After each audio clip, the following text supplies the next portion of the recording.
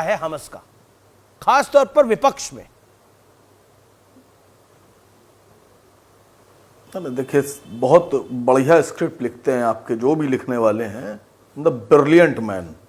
उसमें आप भी हेल्प करते होंगे सर।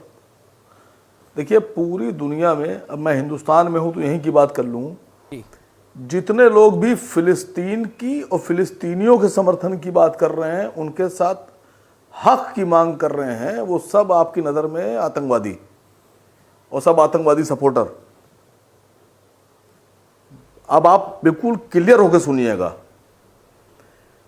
अल-कायदा को अमेरिका ने पैदा किया था, अमेरिका ने ट्रेंड किया था, अमेरिका ने खड़ा किया था रशिया के खिलाफ अफगानिस्तान में लड़ने के लिए। अल-कायदा द मोस्ट वांटेड और क्रिमिनल टेररिस्ट ग्रुप जो था अल-कायदा, उसामा बिन लादेन, ये पूरी दुनिया जानती है कि वो CIA ने ही पैदा किया था। तो फिर आतंकवादी, जो बड़ा आतंकवादी अमेरिका हुआ, क्योंकि अल-कायदा को पैदा कर रहा है। तालिबान को भी उन्होंने पैदा किया। पाकिस्तान हिजबुल मुजाहिदीन को हथियार दे रहा था, जैशे मोहम्मद को हथियार दे रहा था, जैशे मोहम्मद के कैंप लगा के ट्रेनिंग दे रहा था हमारे देश के ऊपर हमले कराने के लिए। मैं कह रहा हूं कि पाकिस्तान के पीछे अमेरिका का हाथ था। तो अमेरिका पाकिस्तान के जरिए से भारत में आतंकवाद फैलवा रहा था और मदद कर रहा था, और भारत चीख चीख के ये बात कह रहा था, लेकिन अमेरिका नहीं मानता था। अमेरिका तो पाकिस्तान के साथ था, तो अमेरिका हुआ।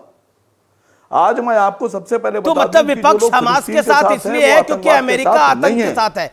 आप ये जस्टिफाई करने की कोशिश कर रहे हैं कि विपक्ष आज हमास के साथ इसलिए है क्योंकि अमेरिका आतंकवाद कर रहा था, इसलिए आप लोग भी आतंकवाद का समर्थन कर रहे हैं हमास के, ये मानूं मैं? अरे पूरी बात तो सुन लीजिए सर। सुन रहा हूं मैं आपकी बात। अरे पूरी बात सुनिए, अभी मनवा रहा हूं आपसे जी। 1980 के दशक में गाजा का जो एरिया था, यहां पर इजराइल की तरफ से एक एक्टिंग गवर्नर हुआ करते थे, यित्ज़ेक सेगेव। 1980 के दशक में यित्ज़ेक सेगेव जो ऑफिशियली आपके एक्टिंग गवर्नर थे, उन्होंने न्यूयॉर्क टाइम्स को एक इंटरव्यू में बताया कि PLO के खिलाफ लड़ने के लिए फिलिस्तीन के लोग शांति चाहते थे, फिलिस्तीन के लोग अपनी एक सरकार चाहते थे, अपना देश चाहते थे, उनको शांति न देना पड़े। इसलिए यित्ज़ेक सेगेव कह रहे हैं कि हम लोगों ने हमास नाम के टेररिस्ट ग्रुप को सपोर्ट किया, पैसा दिया, समर्थन दिया, हथियार दिए, ट्रेनिंग दी और खड़ा किया। तो हम लोग आतंक के सपोर्टर कैसे हो गए?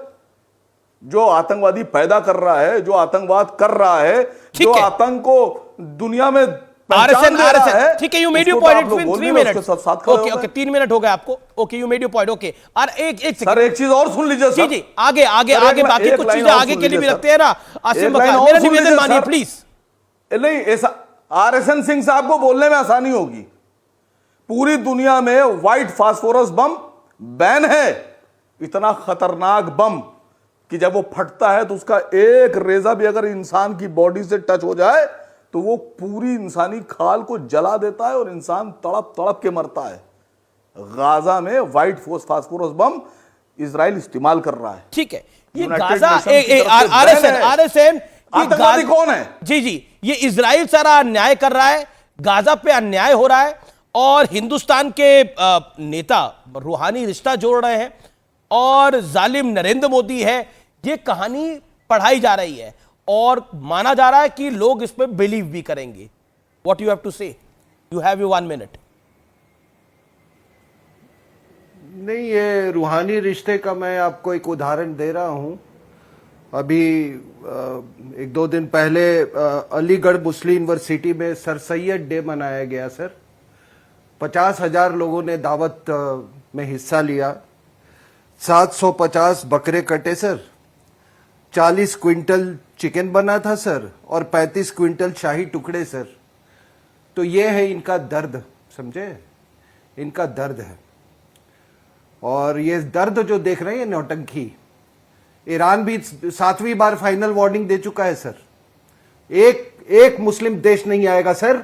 जिस दिन एक मुस्लिम देश भी आ जाता है, ग्राउंड पे इनकी तो छोड़िए, ये हमारे यहाँ सब कॉन्टिनेंट मुसलमान को पूछता कौन है इस्लामिक वर्ल्ड में?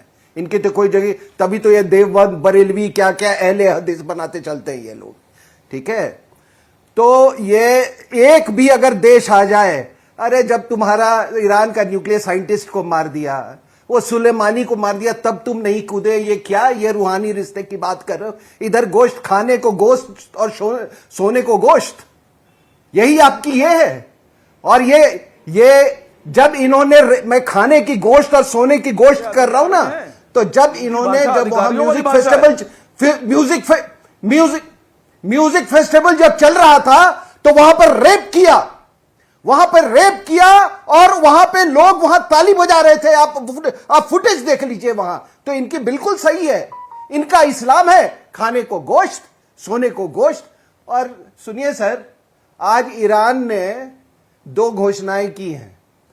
पहला कहा है कि अब अरेबिक नहीं पढ़ाई जाएगी, ठीक है ना? 5वीं क्लास तक अरेबिक नहीं पढ़ाई जाएगी। क्या हवाला दिया है उन्होंने? कहा इससे हमारी संस्कृति पे असर पड़ रहा है, अरेबिक भी नहीं पढ़ाई जाएगी और अंग्रेजी भी नहीं पढ़ाई जाएगी। You made your point. तो मेरे ख्याल से तो ये कौन सा रूहानी रिश्ता है? और आसिम वकार वांट्स टू रिस्पॉन्ड। आसिम वकार, उम्मा की अम्मा कौन है? उम्मा की अम्मा कौन है, ये भी तो बता दीजिए। और माय लास्ट पॉइंट, इनमें से कौन इस बात से कंकर करता है कि मेरा निवेदन है कि कोई किसी के साथ ना करे। किसी के धर्म का अपमान करना पर्पस नहीं है, चर्चा करना पर्पस है। सबका सम्मान होना चाहिए, मेरा बार बार निवेदन है। इसको हिंदू मुसलमान में ना बांटे, इसे किसी धर्म में ना बांटे, ये विषय कुछ और है। ओके, मैं आसिम वकार आपके पास बाद में आऊंगा और आरएसएन आपके पास भी बाद में आऊंगा, लेकिन अब मैं शदाब का रुख करता हूं। शहजाद खान